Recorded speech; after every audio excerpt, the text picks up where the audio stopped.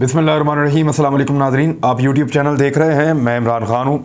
मिफ्ता इस्माइल आपको पता है कि IMF से मुज़ाकरात के लिए अमेरिका गए हुए हैं और वहाँ पे उन्होंने अमेरिकन्स को एक शिकायती लहजे के अंदर बात बताई है। इंतहाई अफसोसनाक है और इंतहाई मायूब है। उन्होंने कहा कि इमरान ख़ान जो हैं वो अपनी तकारीर में कुरानी आयात के हवाले देते हैं। इमरान ख़ान साहब कुरानी आयात के बारे में बताते हैं जैसे कि वो तालिबान या शिद्दत पसंद लोग करते हैं।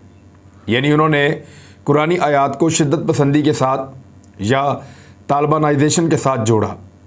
मकसद क्या है और अमेरिकन्स को वो शिकायत क्या लगाना चाहते हैं? ये PMLN पहले भी करती रही है। ख्वाजा आसिफ ने भी इस किस्म की हरकतें माजी में की थी। इससे ये साबित करना चाहते हैं वेस्ट के सामने कि हम लोग बहुत ज़्यादा लिबरल लोग हैं और हम आपकी तरह के लोग हैं, क्योंकि ये उनकी तरह के कपड़े पहन के जाते हैं, उनकी तरह की लाल नीली टाइयाँ लगाते हैं, उनकी तरह दिखना चाहते हैं, उनकी तरह खाते पीते हैं, तो उनकी तरह के कपड़े पहनते हैं ताकि उनके ज़्यादा करीब दिखें। उनका कोई चपड़ासी भी आ जाता है तो फ़ौरन उनके जैसे हुलिये में आ जाते हैं ताकि वो लोग ज़्यादा कंफर्टेबल हो जाएं। इमरान खान को इस किस्म का कम्प्लेक्स कोई नहीं है। अब ये कुरानी आयात जो इमरान खान साहब मिसाल के तौर पे अमर बिल मारूफ व नही अनिल मुनकर की वो बात करते हैं कि अच्छाई का हुक्म दो और बुराई से रोको, जब वो ये बात करते हैं तो उसको, क्योंकि ये तो अल्लाह ताला ने कुरान पाक में फरमाया है, कुरान पाक हमें रोशनी देता है, हमें हिदायत देता है, हमें रास्ता दिखाता है, हमारे लिए वो रहनुमाई है, हमारे लिए दुनिया से अलग होने का और सबसे अफजल और बेहतर होने का हमारे लिए एक रास्ता है। कुरान पाक एक लाइट है, रोशनी है, और वो उसको जोड़ रहे हैं ले जाके शिद्दत पसंदों के साथ और तालिबानाइजेशन के साथ। ये तो तमाम मुसलमानों के लिए है और ये किताब तमाम इंसानों के लिए है। हमारे नबी रहमतुल्लिल आलमीन है, हमारा रब जो है वो रब्बुल आलमीन है, सिर्फ रब्बुल मुस्लिमीन नहीं है या रहमतुल्लिल मुस्लिमीन नहीं है, सबके लिए है। तो ये एक अजीबोगरीब हरकत मिफ्ता इस्माइल ने इसलिए की कि जब ये लोग पाकिस्तान में होते हैं तो ये वोट मांगते हैं इस्लाम के नाम पे, हमेशा इस्लाम को इस्तेमाल करते हैं। अभी आप देखेंगे मरीम नवाज़ जब जाएंगी, ECL में से नाम निकला है, जब ये सऊदी अरब जाएंगी तो वहाँ पे इनकी खाना काबा के साथ तस्वीर आएंगी, मस्जिद नबी में इनकी तस्वीर आएंगी। उन तस्वीर को, इनके वालिद की तस्वीर को ये पॉलिटिकल फ़ायदों के लिए इस्तेमाल करेंगे। अभी आप देखेंगे थोड़े दिन पहले, ये क्लिप आप संभाल के रखिएगा। लेकिन जैसे ये मगरबी ममालिक में जाएंगे तो ये वहाँ कुछ और बन जाएंगे। पाकिस्तान के अंदर ये मज़हब को सियासत के लिए इस्तेमाल करते हैं, मगरब में जाके बताते हैं हमारा तो कोई ताल्लुक़ ही नहीं है मज़हब के साथ, वो तो इमरान खान है जो कुरानी आयात पढ़ता है और उसी तरह जैसे वो तालिबान पढ़ते हैं।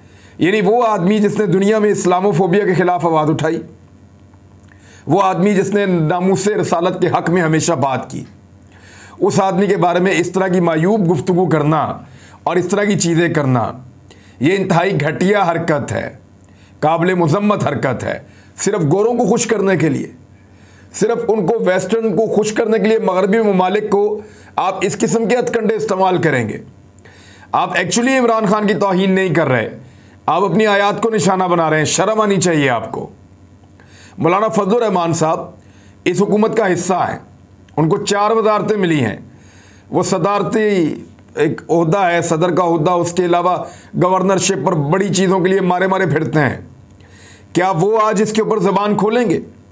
वो आज इसके ऊपर बात करेंगे कि मिफ्ता इस्माइल तुम्हारी ज़रूरत कैसे हुई कि तुमने कुरानी आयात की बात बोली यूं करके इमरान खान पे एलिगेशन लगाने के लिए और ले जाके उसको जोड़ दिया शिद्दत पसंदी के साथ, जिस तरीके से उसको पोर्ट्रे किया, अपने आप को लिबरल साबित करना चाहते हैं। तो आप दीन को इस्तेमाल ना करें।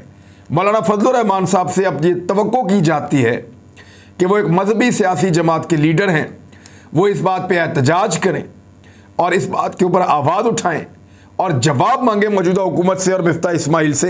ये मौलाना साहब का बहुत बड़ा इम्तिहान है। दूसरा, एक और बड़ी अहम चीज़, मिफ्ता इस्माइल ने IMF को ये गारंटी दे दी है और बाकायदा जो गारंटी उन्होंने दी है वो उनकी रिकॉर्डेड वीडियो मौजूद है। गारंटी उन्होंने ये दी है कि पेट्रोलियम मसनूआत के ऊपर जो सब्सिडी है वो वापस आते ही वापस ले ली जाएगी। अब ये मिफ्ता इस्माइल वो हैं या ये उनकी वो जमात है जो कहते थे कि पेट्रोल 100 रुपये का लीटर देंगे। आपको पता है अगर इन्होंने सब्सिडी वापस ले ली तो पेट्रोल जो है वो लगभग 250 या 200 रुपए के आसपास लीटर हो जाएगा। आम आदमी की कमर टूट जाएगी। इमरान खान ने ये सब्सिडी दी हुई थी और आईएमएफ के साथ नेगोशिएट भी किया था। वो ये कह रहे हैं कि हम चीज़ों को बेहतर कर रहे हैं, आईएमएफ का प्रोग्राम जो डीरेल हो रहा था उसको वापस ठीक करने जा रहे हैं। ये मिफ्ता इस्माइल ने किया और अब आईएमएफ को गारंटी देकर आ रहे हैं कि पाकिस्तान जाने के बाद हम ये सब्सिडी जो पेट्रोलियम मसनूआत के ऊपर है ये ख़त्म कर देंगे। यानी आप ज़हनी तौर पर तैयार रहें 180 रुपये का पेट्रोल ख़रीदने के लिए, या अगर ये पूरी सब्सिडी निकाल देते हैं तो 51 रुपये लीटर के ऊपर सब्सिडी है इस वक्त। ये 200 रुपये से ज़्यादा महंगा पेट्रोल मिलेगा। और ये वो लोग बेचेंगे जो कहते थे कि पेट्रोल हम 100 का कर देंगे और डॉलर हम 130 रुपये का कर देंगे, और ये तो ऐसी चीज़ है कि हम आते ही कर देंगे और बाकी चीज़ें भी सस्ती करेंगे। चीनी, आटा, घी, दालें, दवाइयाँ, पेट्रोल, बिजली, गैस, हर चीज़ ये हुकूमत महंगी करती जा रही है। सिर्फ 10 दिन आए हैं, सिर्फ 10 दिन हुए इनको इक़्तिदार संभाले हुए और ये इनकी हरकतें हैं। एक और बड़ी इंपॉर्टेंट खबर है कि सीपैक अथॉरिटी को ख़त्म कर दिया गया है। अब इसके बारे में मेजर मोहम्मद आरिफ हैं, रिटायर्ड, उन्होंने ये क्लेम किया है कि ये जो सीपैक अथॉरिटी को ख़त्म किया गया है ये अमरीकी ऑर्डर के ऊपर ख़त्म किया गया है, क्योंकि अमेरिकन नहीं चाहते कि सीपैक के ऊपर तेज़ी से काम हो, और क्योंकि मुबैना तौर पे इस हुकूमत को लाने में और पिछली हुकूमत को गिराने में एक रजीम चेंज ऑपरेशन हुआ था, और वो ऑपरेशन जो है उसमें अमेरिका का नाम लिया जाता है। तो अमेरिका क्योंकि इसका बेनिफिशरी है और वो ये चाहता है कि सीपैक को स्लो या ख़त्म कर दिया जाए, लिहाजा सीपैक अथॉरिटी जो है वो ख़त्म हो गई है। इस पे मेजर रिटायर मोहम्मद आरिफ ने ये क्लेम किया है कि ये अमेरिका के ऑर्डर्स के ऊपर हुआ है। ये बहुत इंपॉर्टेंट खबर है, सीपैक अथॉरिटी को ख़त्म कर दिया गया। इमरान खान के बारे में ये कहते हैं कि इकॉनमी को उसने तबाह कर दिया, लेकिन जाते जाते वो आदमी पाकिस्तान की इकॉनमी को क्या देकर गया, ये फिगर्स हैं मार्च के महीने के। मार्च वो आखिरी महीना था जिसमें इमरान खान साहब वज़ीर आज़म थे पाकिस्तान के। मार्च में उन्होंने OIC का इजलास पाकिस्तान के अंदर बुलाया, एक बड़ी कामयाबी। 23 मार्च को चाइनीज़ वज़ीर ख़ारजा यहाँ पे मौजूद थे, एक और बड़ी कामयाबी। और इसी मार्च के अंदर जब ये पेश की गई तहरीक-ए-एतमाद, तो इमरान खान साहब ने इस महीने में क्या परफॉर्म किया ये ज़रा सुने आप। जो चीज़ों की एक्सपोर्ट की पाकिस्तान ने, जो चीज़ें पाकिस्तान बनाता है उनको जो बैरून मुल्क पाकिस्तान ने एक्सपोर्ट किया, पाकिस्तान की तारीख में सबसे ज़्यादा एक्सपोर्ट्स इस आखिरी महीने में हुई हैं, जब इमरान खान का आखिरी महीना बतौर वज़ीर आज़म चल रहा था। 3 अरब अमरीकी डॉलर्स सबसे ज़्यादा आज तक की। IT एक्सपोर्ट्स 259 मिलियन अमरीकी डॉलर्स, ये भी अब तक की सबसे ज़्यादा। रेमिटेंसेस यानी जो ओवरसीज पाकिस्तानी पाकिस्तान में पैसा भेजते हैं 2.8 अरब, लगभग 3 अरब अमरीकी डॉलर्स ये भी आए। ह्यूज अमाउंट है, बहुत बड़ी अमाउंट है। और उसके अलावा 2018 का जब जून था, जब इनकी हुकूमत ख़त्म हो रही थी PMLN की, तो उसकी निस्बत जो इंपोर्ट्स हुई हैं इस महीने में वो भी लगभग 500 मिलियन अमरीकी डॉलर्स कम हुई हैं, या आप उसे कह दें कि लगभग आधा अरब अमरीकी डॉलर जो हैं वो कम हुई हैं इंपोर्ट्स। इसका भी पाकिस्तान को फ़ायदा हुआ। फरवरी का डाटा ये बताता है कि लार्ज स्केल मैन्युफैक्चरिंग जो है उसमें भी पाकिस्तान ने रिकॉर्ड कामयाबी हासिल की है पहली मरतबा। ये सारी चीज़ें इमरान खान साहब जाने से पहले अपने आखिरी महीने में तोहफे के तौर पे इस कौम को देकर गए। अब इसको रिकॉर्ड का हिस्सा बनाया जाए और देखा जाए कि अप्रैल में, मई में, जून में ये जो हुकूमत बनी है इंपोर्टेड, ये पाकिस्तान के साथ क्या करती है। एहसन इकबाल ने एक स्टेटमेंट दिया है और वो स्टेटमेंट बहुत इंपॉर्टेंट है, लोग उसके ऊपर बात कर रहे हैं। वो स्टेटमेंट मैं आपके सामने रख देता हूँ। मुरासला पब्लिक करने से पहले अमरीकी इजाज़त लेना होगी, यानी इनको हर चीज़ के लिए अमरीकी इजाज़त चाहिए। अब हुकूमत गिराने से पहले अमरीकी इजाज़त, बंदे ख़रीदने से पहले अमरीकी इजाज़त, बंदे तोड़ने से पहले अमरीकी इजाज़त, हुकूमत बनाने से पहले अमरीकी इजाज़त, यानी हर चीज़ के अंदर अमरीकी इजाज़त चलेगी पाकिस्तान में। पाकिस्तान का अपना कोई रूल ऑफ लॉ नहीं है, अपना कोई लॉ ऑफ द लैंड नहीं है। यानी मुरासला पब्लिक करने से पहले अमरीकी इजाज़त लेना होगी। अब आप उसके ऊपर से कोड हटाएं, कोड उसके ऊपर से हटाएं और उसका पूरा कंटेंट पब्लिक के सामने रख दें। होना तो एक्चुअली अब ये चाहिए कि आप उसके ऊपर से कोड को हटाएं और उसका पूरा कंटेंट पब्लिक के सामने रख दें। एहसन इकबाल ने कहा कि इसको पब्लिक अगर करना होगा ना तो पहले इससे अमेरिका की हमने इजाज़त लेनी होगी और अमेरिका की इजाज़त लेकर ही हम ये काम कर सकते हैं। एहसन इकबाल से सवाल पूछा जाता है एक प्रोग्राम में कि जनाब आप ये बताएं कि इसके अंदर तहरीक-ए-एतमाद का जिक्र है, तो इसका जवाब नहीं देते। इमरान खान का जिक्र है, इसका जवाब नहीं देते। यानी जवाब दे ही नहीं रहे, कह रहे साजिश नहीं है बस उसमें। यानी अमेरिका अपने मुरासले के अंदर लिखेगा कि हम एक साजिश करने वाले हैं, लिहाजा तगड़े हो जाओ। ऐसा तो कभी नहीं होगा। अमेरिका ने उसके अंदर इमरान खान का वर्ड भी लिखा, अमेरिका ने उसके अंदर जो है वो तहरीक-ए-एतमाद का वर्ड भी लिखा, अमेरिका ने उसके अंदर ये धमकी भी दी कि निकालोगे तो जो गलतियां माफ़, नहीं निकालोगे तो संगीन नताइज। और फिर अमेरिका ने फाइनली ये भी कहा कि आपके और हमारे ताल्लुकात का इन्हिसार अदम एतमाद की कामयाबी के बाद तय होगा। ये सारा कुछ मुरासले के अंदर मौजूद है और रिपोर्ट हो चुका है, इससे तो आप नहीं भाग सकते। उसका कंटेंट पब्लिक करें।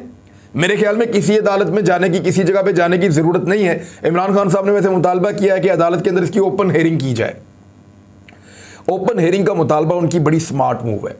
अगर अदालत इमरान खान साहब के खिलाफ भी फैसला दे देती है, जो रात को 12 बजे जो अदालतें लगी हैं, सवाल उनसे पूछा गया इमरान खान साहब से कि जो अदालतें रात को 12 बजे लगी हैं, आपको लगता है वो आपको इंसाफ देंगी? तो इमरान खान साहब ने उसी अदालत के पास जाने का इशारा दिया और कहा वहीं जाएंगे और अदालत के अंदर ये केस ओपन सुना जाए लोगों के सामने, इसको छुपाया ना जाए, इन कैमरा ना किया जाए।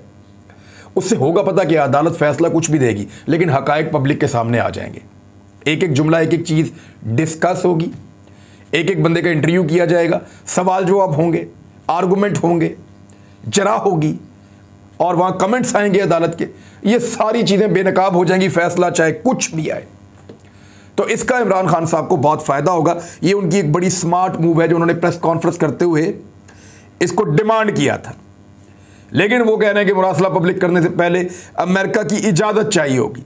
तो जनाब लें फिर आप अमेरिका की इजाज़त। पब्लिक तो अमेरिका की इजाज़त नहीं ले रही।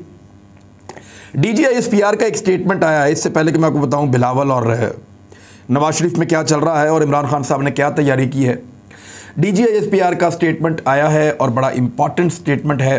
उन्होंने कहा कि अफवाज पाकिस्तान ने मुल्क का भरपूर दिफा और हर किस्म की साजिश को नाकाम बनाने के अज़म का इजहार किया है और पाकिस्तान को मैली आंख से देखा गया तो उस आंख को निकाल देंगे।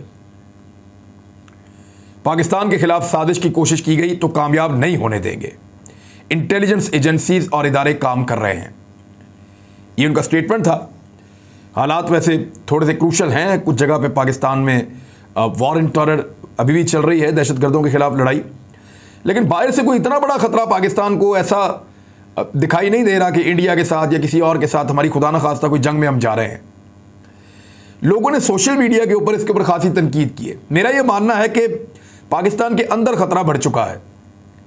मुझे ये लगता है कि वो लोग जो सारे मुल्ज़िमान थे या मुजरिम थे, उनमें से कुछ वो ज़मानतों के ऊपर बाहर आके और पाकिस्तान का इक़्तिदार संभाल चुके हैं। 100 के करीब लोगों का नाम ECL में से निकाल दिया गया है। वज़ीर दाखिला का ECL में से नाम, आदि कबीना का ECL में से नाम निकाला गया है।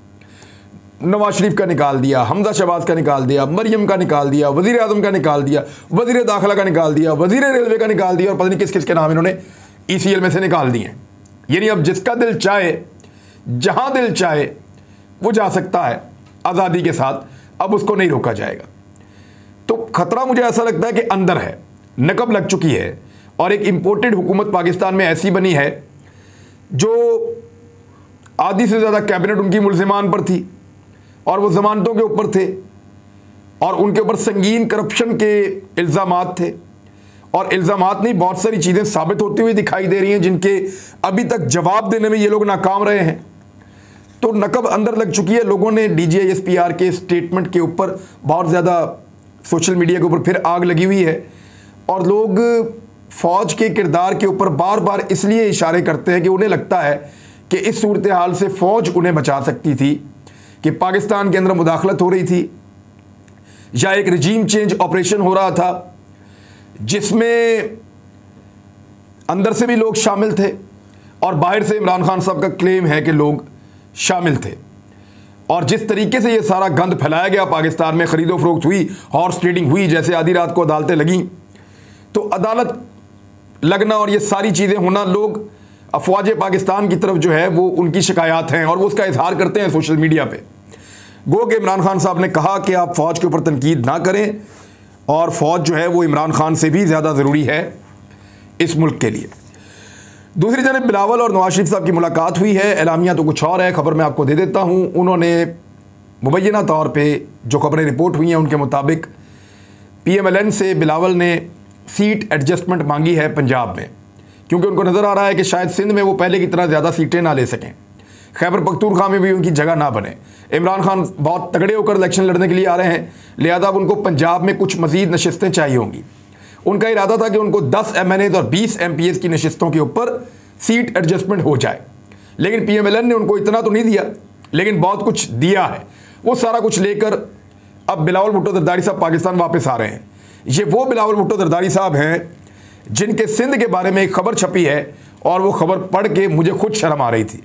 सिंध में 1,19,936 अफराद के लिए सिर्फ एक सरकारी एम्बुलेंस होती है और वो भी ख़राब, यानी पूरे सिंध के पास टोटल 400 एम्बुलेंसेस सरकारी मौजूद नहीं है, यानी लगभग आप 1.25 लाख आदमी के लिए एक एम्बुलेंस, और वो भी ज़्यादातर एम्बुलेंसेस ख़राब होती हैं, काम नहीं करती, मौके पे काम नहीं आती, जैसे फायर ब्रिगेड काम नहीं कर रही थी। एम्बुलेंस सबसे शानदार और बेहतर वो होती है जो इन हुक्मरानों के स्क्वाड के साथ चलती है, जो इनके काफिले के अंदर चलती है। ये वो बिलावल हैं जो इक़्तिदार मांगने के लिए नवाज शरीफ के पास गए हैं, लेकिन सिंध की हालत, इनके पास गुज़िश्ता 15 साल से वहाँ पे हुकूमत है और सिंध की हालत आपके सामने है कि आग लगे तो उसको नहीं बुझा सकते, लोगों को अस्पताल ले जाना हो तो इनके पास एम्बुलेंसेस तक नहीं है। इमरान खान साहब ने फाइनल तैयारी का ऑर्डर दे दिया है अपने तमाम कारकुनों को और इस्लामाबाद लॉन्ग मार्च की तैयारियां हैं। क्या होगा आपको बताऊंगा अगले वीलॉग में। अब तक के लिए इतनी, अपना ख्याल रखिएगा, अपने इस चैनल का भी। अल्लाह हाफ़िज़।